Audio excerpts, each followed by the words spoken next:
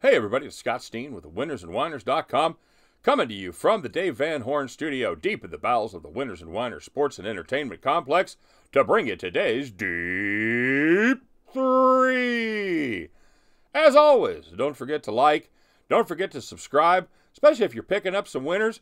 We don't ask for cash, we don't ask for anything except that subscription. So give us a little love there if you would. Of course, give us the thumbs up if we're doing all right for you, if you're digging what we're picking today. And speaking of that, I'd like to know what you're picking today. What are you guys on? Are you tailing me? Are you fading me? Do you have some of your own picks? Have you developed your own system like Eric T? So yeah, let me know what you guys are on, what you're doing with today's games. Baseball, basketball, hockey, soccer, team handball. I don't care. If you can bet on it and you're playing it, I want to know about it. Why? Because if you win, you're going to be a little bit richer, and you're going to get a shout-out. That's what I call a two-team parlay right there, my friends. And last but not least, don't forget to check out our websites, winnersandwhiners.com, statsalt.com for deep dives into every single game in America going on every single day. If you can bet on it, you can bet we're writing about it at winnersandwhiners.com and statsalt.com. All right, quick recap of yesterday's action. Hey, how about a perfect day, huh? We had the Texas over, and we had the Marshall under, and then we also had the Detroit Tigers as Operation Fade the Royals officially began, and that was good enough for a 3-0 day. And on the premium side, we did have just one pick on kind of a light slate. We did have the Chicago Cubs and the Atlanta Braves over the number as the Cubs bullpen continues to melt down, giving up a 9 spot to the Atlanta Braves. And the Cubbies kind of came to life there in the 9th inning and put up, we just needed 1, but they ended up putting up 4 runs as they took us well over the total of 9. So 4-0 we go, and on we go to today's picks.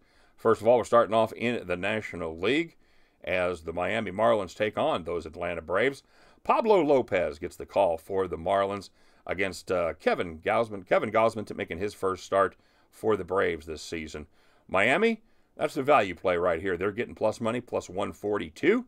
And we're gonna take a shot with the Marlins here tonight. Kevin Gausman is, like I said, making his first start of the season after pitching just 5 2/3 innings this spring, as he pretty much came to camp with shoulder trouble, and it didn't get any better. It really started last season. He kind of nursed it all winter, and now he's had an opportunity, and hopefully, according to Kevin, it has gotten better. He's been a very durable pitcher. He's making at least 30 starts in 4 straight seasons. And like I mentioned, he was never right this spring. He threw just 5 1/3 in those 3 starts, and he got absolutely lit up in every start. He's made a couple of extended spring starts, and like I said, he said he feels 100%. Fastball's touching the mid-90s. So we'll see. The bad news is, wasn't that great when he got hurt. He had a nice little part of the season for Atlanta as a deadline acquisition, but I'm going to guess that Kevin Gausman is more the pitcher that we saw over the rest of his career, kind of a 4.2, 4.3 guy there with the Baltimore Orioles. We'll see what happens, but being from Missouri, you got to show me, and I don't mind fading Gausman on his first start. Meanwhile, Pablo Lopez, maybe one of the best pitchers you probably never heard of. He's a rising star for the Marlins after he shot through AA and AAA last year, and he made his major league debut. Kind of up and down, as you might guess, with a young rookie just getting acclimated there. He had a nice start in his first outing of the season. He got a bit unlucky, but he did strike out 7, walked 0 in his 5 1/3 innings as he picked up the W. Marlins have struggled a bit offensively. They've averaged just 3.7 runs per game, but with Pablo Lopez on the mound for the Fish, I think that may be enough. I think if they get to 4, they may be able to take care of business against the Atlanta Braves. And with Gausman making his start, there's always a chance that the Marlins could get to that bullpen early and put up a few more runs. Give me the Miami Marlins, taking a little value here at plus 142. Moving on to the NBA as the no, not the Atlanta Braves. And you guys should be playing the shot game, by the way. Every time I say the wrong sport name, take a drink. It's going to happen frequently, especially as we transition from basketball to baseball and then wait till football starts again. Anywho, as the Atlanta Hawks take on the Orlando Magic, taking a look at the total there of 225.5. And, this is an already suspect Hawks defense, and they've gotten even worse after they lost Dwayne Dedman here for the season, the last 3 games. They do play. They're smaller, and they're faster without him, and they've done well. They've averaged 120.7 points per game in the 3 games since he's been gone. Unfortunately, they've also given up 120 points, which is worse than their team average of about 118. So they're last in the league in defense, and they've gotten worse. That's good news if we're taking the over. They face a Magic team that holds just a half-game lead in the East for the last playoff spot with 3 to go. They're not going to take their foot off the gas because every win counts, and they've got to make sure that Atlanta is down for the count if they get that big lead. I think there's going to be some points scored in this one, and I'm going to handle the Orlando and Atlanta over 225.5. And lastly, we've only got 4 games left in the college basketball, and I'm going to cap the one of them. I'm going to cap the last one that's not part of the NCAA tournament, as the CBI Finals features the South Florida Bulls against the DePaul Blue Demons. DePaul's laying a point at home there in Chicago. This has been a fun series so far, and it makes me dream of the NCAA Finals being played the same way. Wouldn't that be a hoot? You play the first game on the neutral court, so you have your semifinals. You still play your neutral game on Monday, so you get the crowds in, you get the big national exposure, but then you move to everybody's home court and play another home and home as you finish out the 2 out of 3. Yeah, I know that's probably not going to happen, but hey, you know what? They said the football playoff would never happen either. So dare to dream. This has been a home series so far, even though the Blue Demons took them to overtime last time. They were able to get away with the win. They're at home. The DePaul has more luck working the ball inside than they do at South Florida, and that helps negate the Bulls' superior perimeter defense. I think I'm going to play the home team here, give up the point. I think the home team still has the mojo, and I'm going to back the DePaul Blue Demons to win it all in the CBI as they get it done there. I'm taking DePaul minus the 1 point, taking the Atlanta over 225.5, and we're going to take Pablo Lopez to take care of business against the Atlanta Braves, catching 142. The end of the night. You know the drill, guys. You can join me. We'll pick up our tickets, and we'll head back to the window. All right, everybody, let's take a look at our shout-outs for tonight, the much-promised shout-outs. All right. Dustin F., he tailed us on our basketball picks. He had the Texas Lipscomb game over 142. He had Wisconsin Green Bay under 168. Well done, Dustin. Cody L., he's going to try this shit again. That's the attitude, brother. It's too early to give up now. And it looks like he hit a few. He had the Pittsburgh money line, he had the Atlanta Braves money line, and he had the Pittsburgh under 8.5. Good call there, my friend, as Cincinnati has forgotten how to score runs in the game of baseball. Borno playing a little golf. Oh, that's right. I didn't even mention that one. Don't forget your golf picks. He had Matt Kuchar to beat Tony Finau, and he also had a parlay. I'm not sure, Borno, if you parlayed all these teams together. So if you did, sorry about that, brother. They didn't hit, but he did hit a bunch of them. So just to show you a little Borno handicapping prowess, he had the Tigers on the money line, Pirates on the money line, Braves on the money line. He had the Kings. Then he also had Lipscomb and Wisconsin Green Bay. Not a night for the underdogs in our 2 tournament games there. And then he also had Wisconsin Green Bay under 167. And he had the Texas under 142. So, yeah, they didn't exactly cruise over that total, but they did hit it, buddy. And I know you were probably sweating it there at the end, hoping for a miracle, and it did not happen as that game ended up going over. Kyle Z said he had was at 7.5 in the Royals game. I also made an in-game on that. I had over 8. Made it towards the end of the top of the first as the Royals were doing well in the opposing pitcher, the Detroit pitcher, had thrown 29 pitches there in the first inning. I liked that over, and then of course Detroit, they did their thing and put up 2 in the bottom, and then that number went up to 10, so we were able to grab that at 8.